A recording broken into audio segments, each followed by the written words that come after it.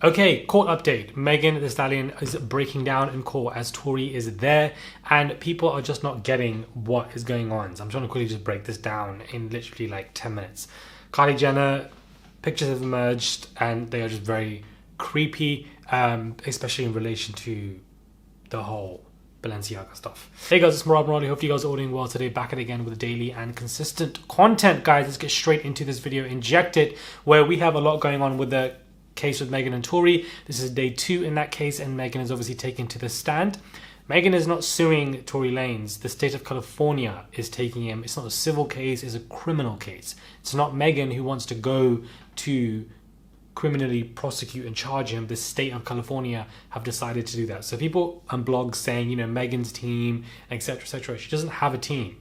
She's been questioned as the witness, as the victim in this whole situation. So I just want to make that very clear.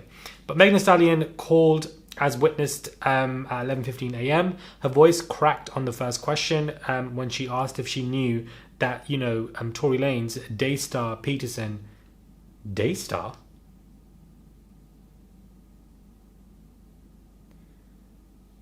Daystar Peterson. She quickly regained composure. Asked if she was nervous, she replied, "I just don't feel good. I can't believe I have to come up here and do this." So this specific point, everybody is, you know, quite confused by. They're like, oh my god, like, why are you acting all scared now or whatever? But before then, you were saying things on the gram or this, that. People don't understand the concept of re-traumatization. When you have gone through traumatic events in your lifetime and you have to discuss it abruptly, you are going to be re-traumatized. Those same emotions, feelings, depression, anxiety, survival, fear, whatever she was going through in that moment when she was about to get, and she did get shot, you know, those feelings are going to be re-emerged immediately in the process. And if it wasn't, then you wouldn't probably be human. It's a human reaction. It's a normal human reaction. And I feel like everybody watching each other on the screens on social media has kind of relinquished and taken that away. But you are and can be traumatized by very traumatic events. And when you are and you have to discuss them in an abrupt manner in a courtroom, questioned, you are going to be emotional. You're going to be upset. You're going to be erratic. You are being re-traumatized by events that have traumatized you, that people are not going to have the compassion or empathy to kind of understand because they haven't gone through those specific traumatic events. Therefore, they just don't care. And a lot of people are, you know, saying that she's pretending to be emotional. Why has she got all this energy now but not before? And just, guys, it's just basic concepts of understanding. And I do think that Megan is getting a lot of backlash and hate right now for the fact that she is showing emotion. She is the victim here. This is the very clear common sense. For those people that don't understand that, I just don't know what to say for you guys. Like I said, it simply doesn't make any sense. So, you know, she continued to say that she wanted to leave Kylie Jenner's house because, and then Tory Lanez had an attitude because he wanted to remain and stay in there as well. And the fact that, you know, he said dance B and fired 5 times. And that, you know, she was in absolute shock, the fact that he was shooting at her. Kelsey looked shocked as well. Even the driver looked shocked as well. The whole situation in the industry is like a big boys club. She also then mentions Drake's recent lyrics that came for her, which he was only doing for a PR campaign, you know, for attention, and it worked, obviously. And of course, she was scared that she was going to be blacklisted if she would to bring this to the police, and of course she did not want to do that at all. The court has resumed, and Megan's testimony after lunch break was significantly more emotional, this reporter says. She got very animated and broke down several times about the toll of the shooting. "Because I was shot, I've been turned into some kind of villain, and he's the victim. This has messed up my whole life," she is saying. And, you know, it's just a very emotional time. I just don't like the word animated. I don't like what this reporter is saying. It is kind of odd to me that the way they would describe Megan's emotion as animated, you know, descriptive performance. I find it very frustrating, you know, when that takes place and people are showing emotion, because whether you can or can't relate to it, it doesn't change the fact that somebody has gone through something traumatic that you have not gone through. Therefore, your opinion is always going to be restricted and limited because you have not gone through that experience. Therefore, you just simply won't understand. That's not within your human scope of a person because you haven't gone through it. So you don't understand her survival techniques in trying to deal with going through such a traumatic situation. And I feel like that's just what a lot of people don't understand, that they project their morals, project their own selves onto a person's situation when they have not experienced it, which causes confusion and anger and frustration rather than listening and trying to understand.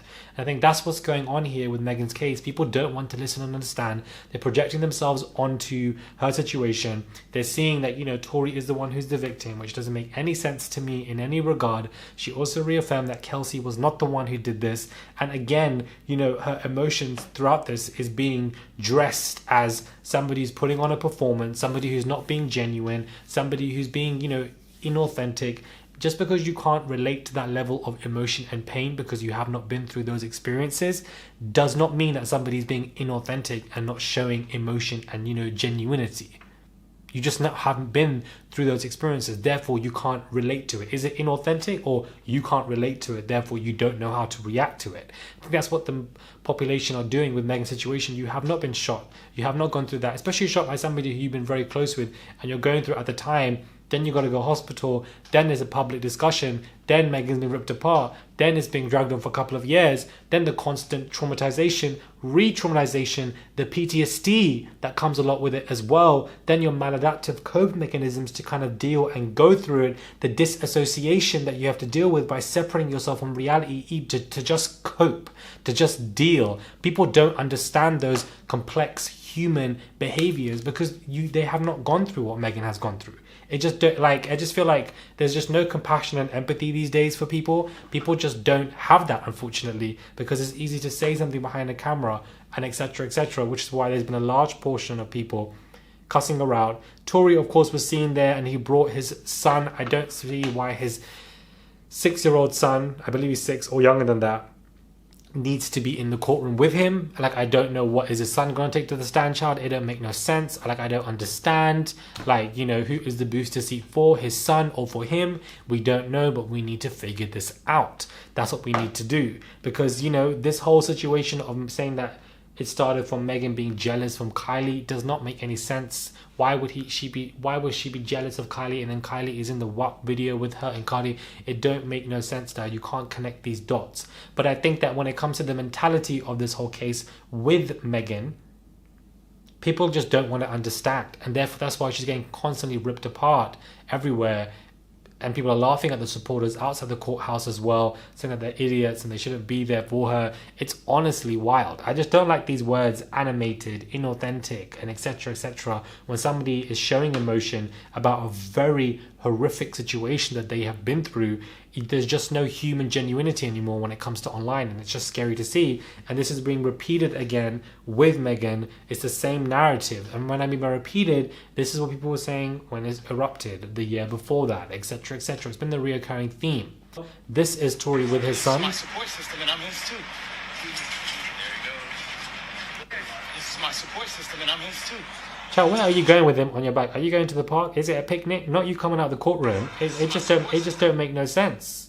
It don't make no sense as to why his son is there. But as he is saying, his support system, not somebody saying he's gonna cry in the car, on his booster seat. When it comes to Kylie, there are pictures emerging of her in a campaign. Now, I'm not going to play the video of this makeup campaign because the video is very eerie, but I will show some pictures here and there of her. Basically, she is covered in blood, or what it looks like to be blood, posing in specific areas. In the video, which you might see floating around online, there's the videos of her covered in blood, and then you have children at the end of the video giggling and laughing in some kind of eerie way. Find that to be very scary, guys, considering the whole Balenciaga frenzy from a couple of weeks ago. And now, this has emerged of Kylie covered in blood. Why are you covered in blood? How does that relate to your makeup line? What is going on there? It just doesn't make any sense. It's eerie, weird, don't know what's going on. Yeah. Let me know your thoughts are, guys, when it comes to this video, daily and consistent content. Hopefully the verdict for this Megan and Tori stuff is wrapped up this week. And, a lot of people are going to be able to sing sorries to Megan, because very much clearly she is the victim in this. And the fact that I have to say that is insane, because it should be very common understanding that she is the victim in this scenario. But unfortunately, people just don't see it like that.